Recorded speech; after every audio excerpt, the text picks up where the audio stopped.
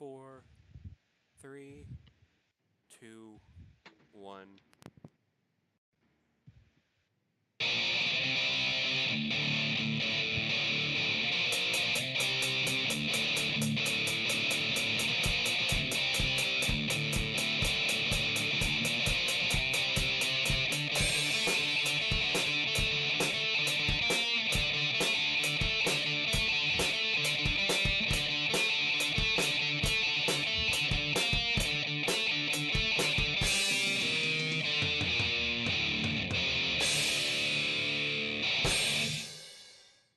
All right, welcome to the second Fragments of Silicon review of the season.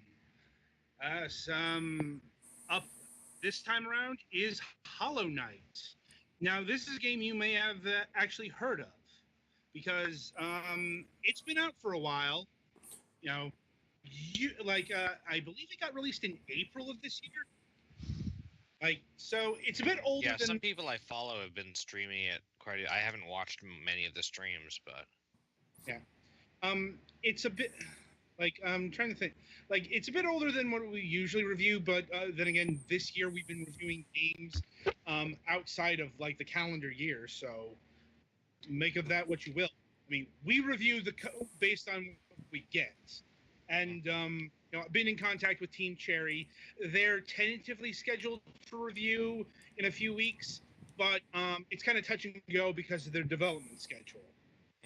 More on that in the weeks ahead, but they did give us 3 codes for review. So here we are. First thing I'll admit is this game is a lot bigger than I was expecting. Now, yeah, it seems like it's a decent sized. It's basically Metroidvania style. Oh, it's totally Metroidvania. Exploration, sub-weapons, backtracking. It goes the full 9 yards. It's basically what would happen if you fused that genre with Dark Souls, or at least an approximation of Dark Souls. I know it's hard. It has the when you die, you have to go back to where you died and fight your ghost to get your stuff thing, which I know in Dark Souls you don't have to fight your ghost, but yeah, and it's also the way it tells most of its story is through lore and environment. That's something it has in common with the game we just reviewed, Black the Fall. Although this game will have text. You do have characters who will explain things to you to a certain extent. Yeah, there are NPCs in this game that are not just things for you to mind control or avoid. Right. And in terms of the lore, doing some research, it's also deliberately vague, so it's open to interpretation. It even notes on the TV tropes page that entries about the lore should be taken with a grain of salt. Anyway, Hollow Knight is, I suppose, a key difference between, Dark Souls and Hollow Knight, outside of details, is dimensions. Hollow Knight is a 2D game, as you can see on our stream here. And Dark Souls, Demon Souls, Bloodborne, they're all 3D games. So, and obviously having a shift in dimension is going to change things. And I know Yahtzee did a review of Hollow Knight and Dead Cells, recently. Honestly, I think you could split Dark Souls in between the two, because Hollow Knight definitely has more of the atmosphere, definitely more of the conveyance of Dark Souls. Its combat isn't very Souls-like. Yeah, it's kind of like a hack and slash almost. Yeah, it's kind of Dead Cells combat is much more Dark Souls. You don't even have a dodge roll in this game. I'll be honest. I found the combat in this game to be surprisingly limited. Yeah. Given all the Dark Souls comparisons. Unlike with Dark Souls, you can brute force your way through most of this combat. Yeah, I'm like, you have to be careful because you don't have a ton of life, but but you can heal yourself. You can. Yeah, you have your own heal. Mm-hmm. Yeah, and your self heal comes built in. Like that's that's the spell you get at the literal beginning of the game, and you will always have.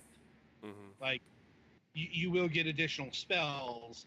Now, I'll admit, I've put in about 16 hours in this game, and I'm like halfway through. Like the game's not only big, it's difficult. Like I'm at a couple of bosses right now that I haven't quite had enough time to conquer. It's like given enough and I'll be able to do it, especially since I found where to upgrade this, what they call the nail. That is your weapon. Mm-hmm. It doesn't look much like a nail, but apparently it was. Yeah, well, the person you're playing as in this game is very small. Yes. Yeah, your player character is an insect of indeterminate species. And really, can you determine any of their species? Well, I mean, you can determine like what a beetle is. Touché. I'm like, yeah, the beetles look like beetles. And so on and so forth. Like he could be like a termite, or I'm not exactly like he could be a beetle of some sort. It's not exactly clear who you are. Yeah, and you're wearing a cloak, so you can't see much. You have kind of stag beetle-y horn thingies, but yeah, it's like who you are is as much of the mystery as everything else in this game. Is the point I'm trying to get across. Like, and I'm like, you and everything also might be dead. I honestly don't know if that's a thing or not, but it seems to be a thing that they're hinting about. I haven't delved into the lore too much here because, I don't know. It's like, this is one of those games I'd like to get back to, but, with the review conveyor belt being what it is, play it, move on. Play it, move on. Anyway, that being said, I think my biggest issue with the game is the not the jumping so much as the design of the character. Let me explain. He's very slippery. Mm-hmm.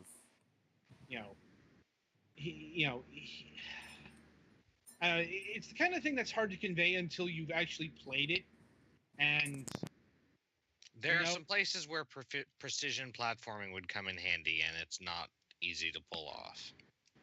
And honestly, there's a lot of the times when my character will, is so goddamn slippery, he'll fall off the ledge and stuff. Like, I've fallen into a lot of pits. Thankfully, pits don't do much, except go to the next area. Yeah, this is a Metroidvania, so there's not much in the way of death from bottomless pits, because down is just another direction you can navigate. Right. I'm like, the big danger is the boiling water, which I'm pretty sure you get a power-up to get through, because I've seen some areas where it's blocked off by water, so...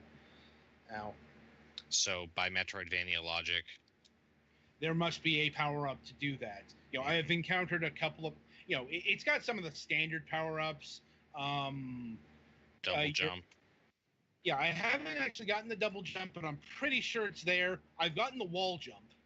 I've gotten the dash. Yeah, in this game, the dash is an actual upgrade, as opposed to, like, say several Castlevanias where it just, it was part of the moveset.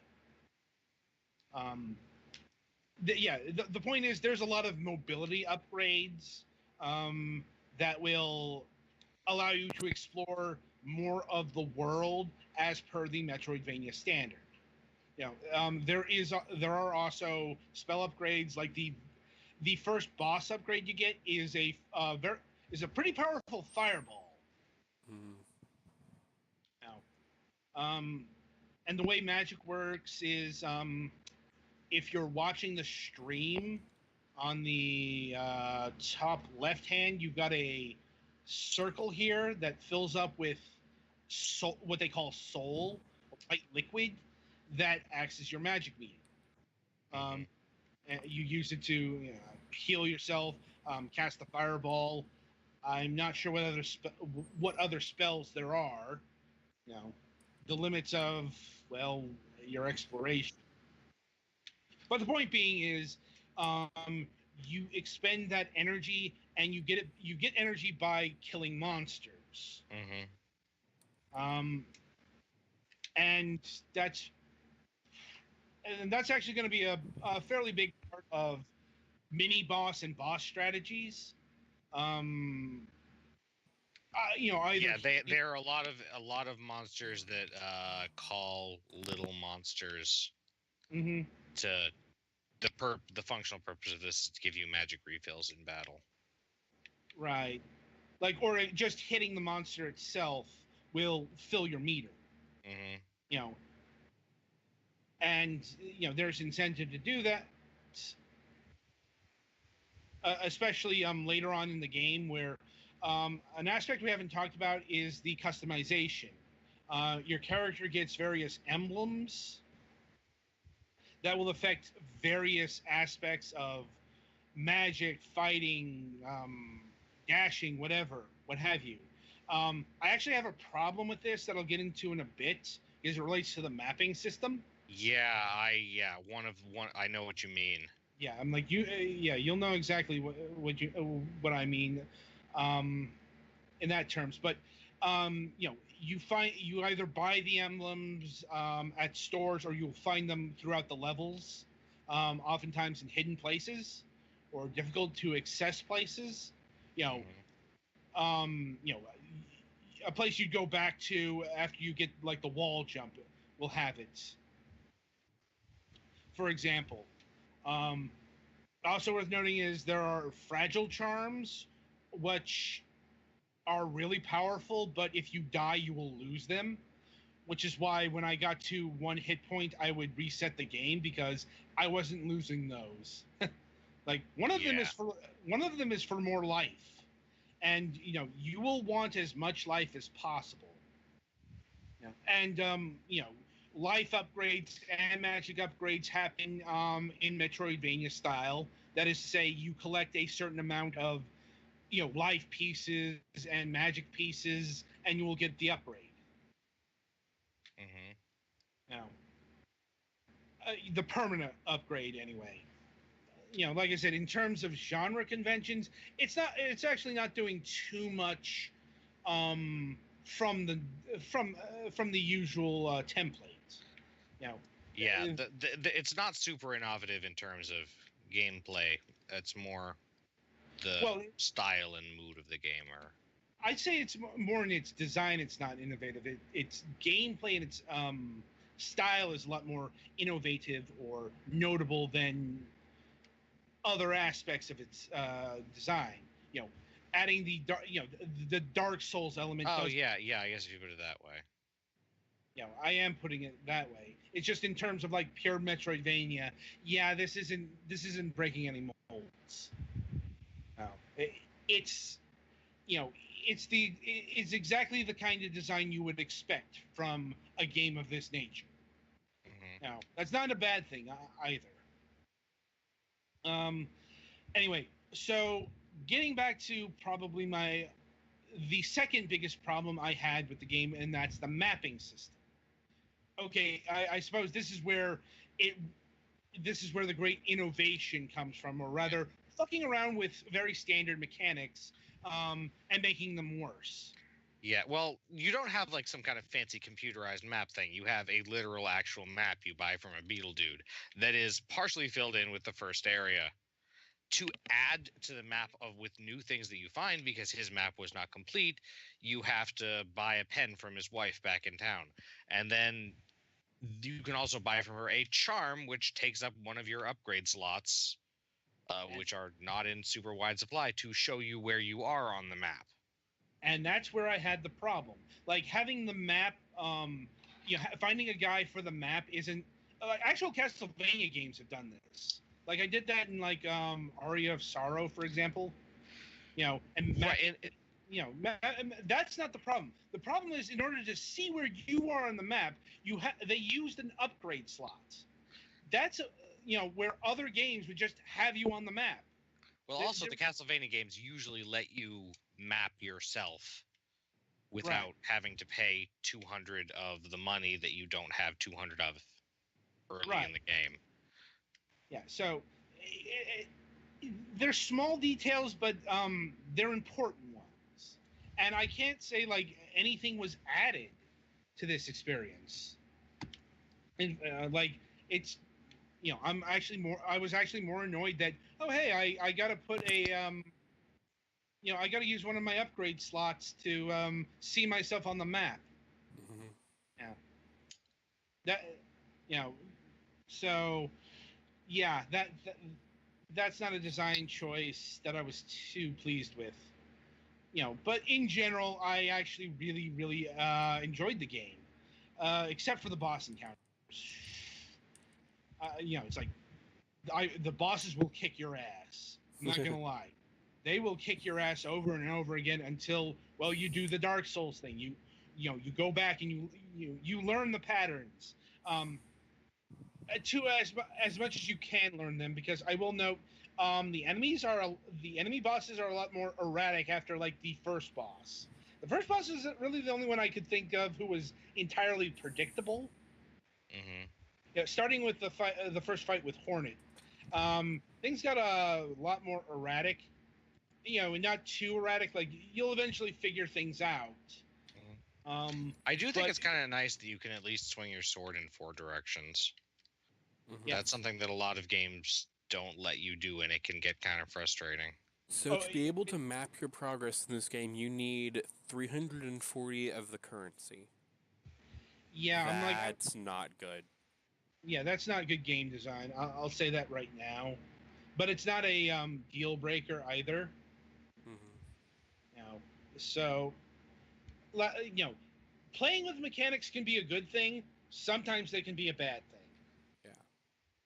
Like, I think in this case, it's a bad thing. Because oh no, you might have to choose between. Of course, you're going to choose to see yourself on the map. It's one of the most practical things you can do. I know. I think to some extent, the map is like maybe when you're entering a boss room, you could probably take that off because you're going to be in a boss fight. Okay, yeah. And there's another problem I had with later boss encounters. The actual save point in the boss room actually had quite a bit of distance to them. I'm like, even the first one. Yeah, it's like I didn't like that. I mean, there's a reason why save points tend to be at boss encounters, so you can fight them at your full power. And not like, oh, there's a hallway of dudes in like the early Mega Man games sometimes did like, oh hey, there's a like the first one mostly did a hey, there's a hallway full of enemies that you could theoretically use to grind health if you survive. Mm-hmm. Yeah, which depends on whether they're respawning small enemies or like the freaking tripod armor guys or the big eyes. Yeah, fighting the Soul Master, there are some difficult enemies on the way there. They got less difficult with some power-ups, but still not something at best it's busy work. It's like I just wanted to get to the boss encounter and overcome that obstacle. Adding distance to that didn't just increase my frustrations. That being said, this is a game that you will spend a lot of time with. Mm-hmm. Almost guaranteed. In between the exploration and the combat, there's a lot of meat here, and there's a lot of I've seen people say that they've spent 40 to 60 hours on this game. And that's what the game as it is right now, because I think coming up, not this week, like next week, um, in August, there is a free expansion coming called Hidden Dreams, uh, which is going to add quite a bit of content. Hang on, I'm gonna have to look up what's being added. Hollow Knight. Bear with me, because it's substantial. About this game. News. Where's the news? Man, dying to a boss sucks too, because Yeah. Well, you'll fight your shade at the beginning of like the entrance. okay, that's better than. Yeah, I'm like, God. Information is never around when you need it. If it Hollow was, it Knight wouldn't be Hidden- called info. Wait, no. Yeah, here it is. Hollow Knight is coming on August 3rd. Hollow Knight will include 2 new bosses, entirely optional, 2 new music tracks, as well as a Dreamgate upgrade, which will allow you. Apparently, it's a new fast travel system, which is interesting because there's already a fast travel system. Yeah, that last stag guy. Yeah, the new the stag stations. So, like, oh, and speaking of the music, probably I'll say it's the best soundtrack I've heard in a game we've reviewed in quite some time.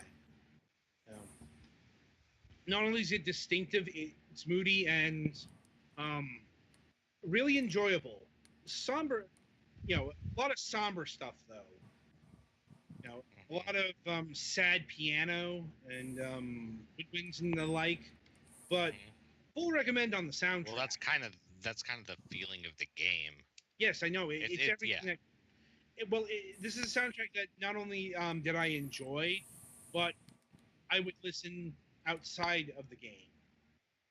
Yeah, if this game had a Super Mario soundtrack, there would be something wrong. Yeah, like my point is this is like a soundtrack I can recommend even if you don't want to buy the game. Mm-hmm. And yeah, it fits the atmosphere really well. Let's see. What else to cover?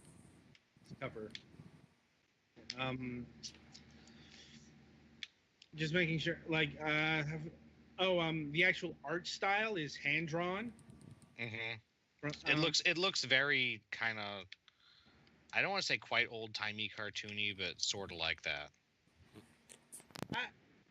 It's like an actual design. It's like Merry Melodies, 30s cartoon kind of deal. Think Cuphead. Mm-hmm. But like in terms of sensibility, it's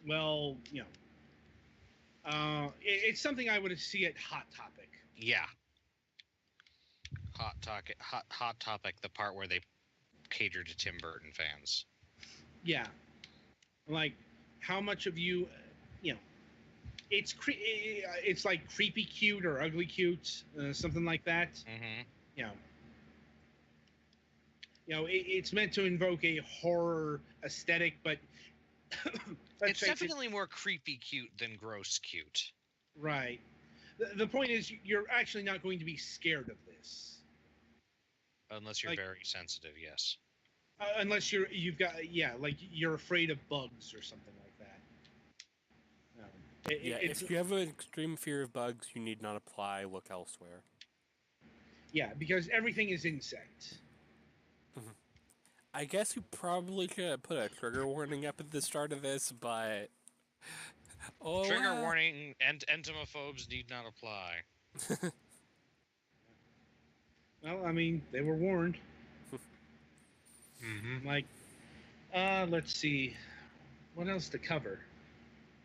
Price. So, the price of this game is $15. The soundtrack on its own is $10, and the bundle package is $20. I can absolutely recommend this at either $15 or $20. You know, it's like you will get your money's worth unless you have an extreme fear of insects, or if you have patience problems, don't apply. You're going to need patience to play this game. It is going to kick your ass. Like, and In it makes no ways bone. you never thought possible. Yeah, or maybe you did if you're familiar with the Dark Souls connotations. You know, it's like that's kind of what Dark Souls is, what it's become. You know, Dark Souls is kind of shorthand for difficult. Dark Souls, the Get Good edition. Yeah, and I'm like, and no, Crash fucking Bandicoot does not apply. No, Crash Bandicoot is Nintendo hard. That's different. Mm-hmm. Yeah, And it's not even Super Nintendo hard. It's that genre of. yeah, like that still chuffs me. We'll probably have a topic on that at some point. Ugh. Dark Souls. Why is Crash Bandicoot not it? Yeah, it's like, well, because the difficulty stems from platforming, not combat. Mm-hmm. You know, like the combat in Crash Bandicoot is very rudimentary, and it's just kind of there. Versus, you know, even as limited as Hollow Knight, you know, there's a certain rhythm and a focus on the combat that you wouldn't get in a platform game. You know, like in Crash Bandicoot, most of the creatures there are nominal obstacles that can be defeated very easily, and the real difficulty comes from, you know, jumping around. Whereas in Hollow Knight, it's the opposite. Jumping around for the most part, not all places, but you know, a good amount of places is, you know, just to get around. And you know, the actual difficulty comes from combat and fighting the enemies. You know, and I Which think is another way that this game is definitely this. Yeah. Is definitely more on the combat is kind of a pain. The platforming can be a little annoying, but is not the biggest thing you have to do.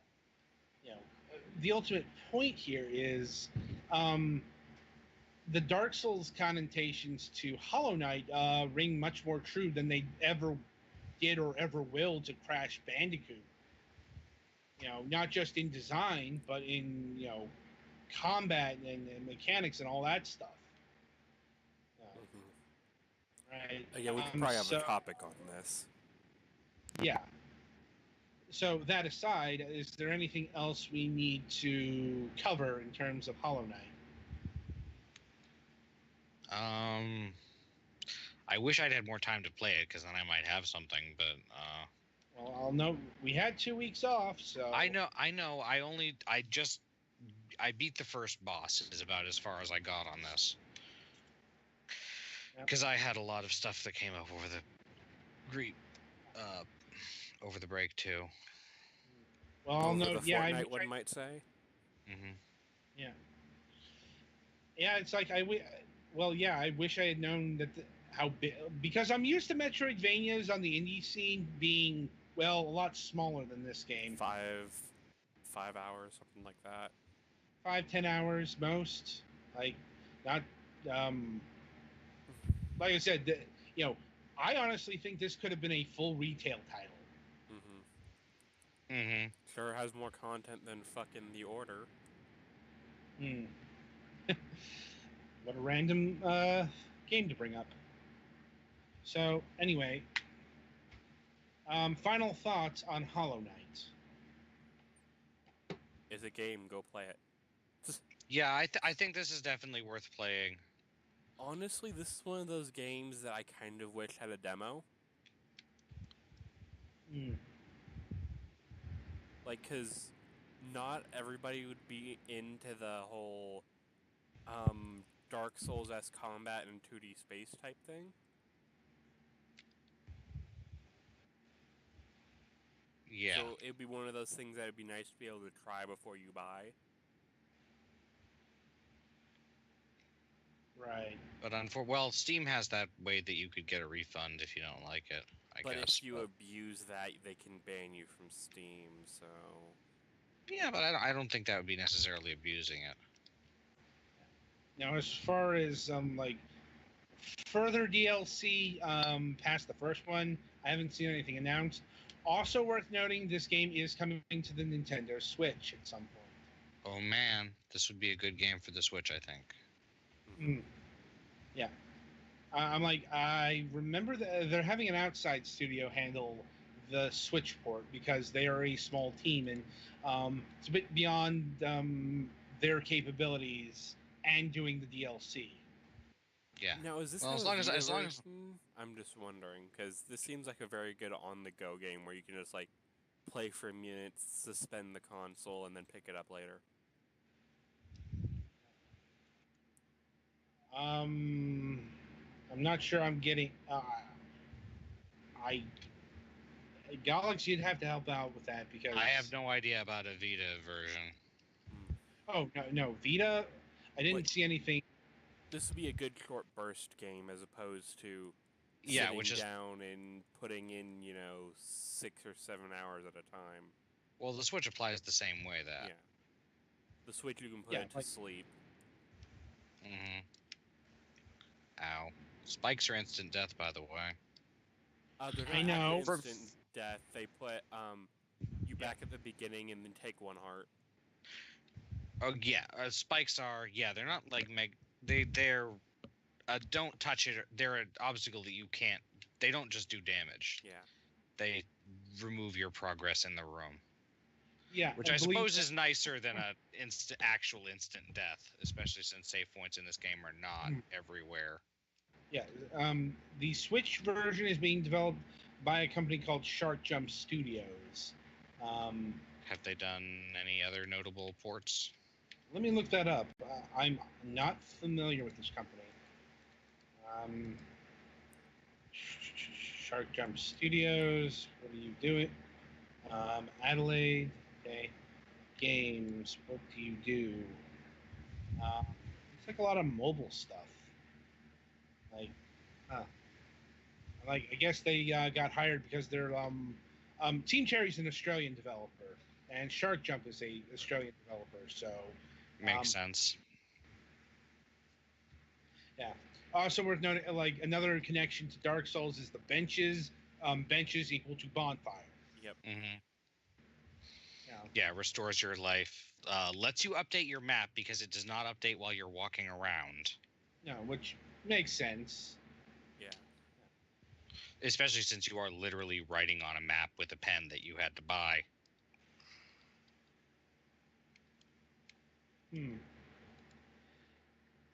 Right, so I think that'll about do it for Hollow Knight. Mm-hmm. And that'll about do it for this review session, too. Like, it's good to be back. Mm-hmm. Indeed. Mm-hmm. So, coming up in the week ahead, we have, first of all, no MSP. That is a thing that we did have during the break, but that show's now on break for at least 2 weeks. I think he said at least 3, but who knows? Mac might change his mind. Well, remember, there's actually a thing that might complicate the entire MSP. Right, that too. So we'll see how that goes. But anyway, coming up on Fragments of Silicon, we start things off on Tuesday with Andrea Vaduva. Here, how do you pronounce this? Like foreign names. Vaduva, probably. Yeah, Andrea Vaduva. I don't know what language that is aside from presumably Romanian. Then yeah.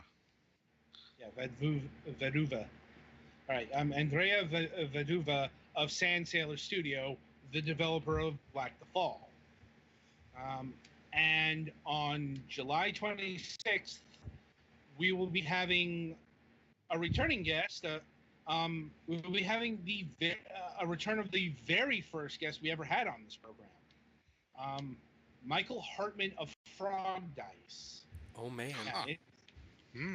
like been yeah, a while since like we've heard from him.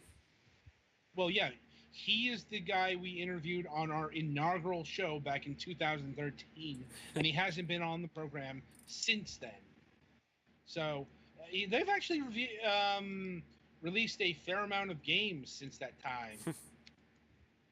Like, uh, I mean, I'm trying to think of how many. I know it's more than like one. Like I think about like three, maybe four. It's actually shocking how much time has passed in between appearances, and we never called them back. Like, sometimes, like, no, maybe not as long. No, it's been about, it's three. I oh no, some of their games aren't listed here anymore. Like, Huh. that is strange. Well, we'll find out the reason why Wednesday. Yeah, or maybe I'm thinking of something else. Anyway, they're going to be talking about Stash, their upcoming MMORPG, which is releasing, which is already in early access, but it's getting a full release at the end of September, according to Steam.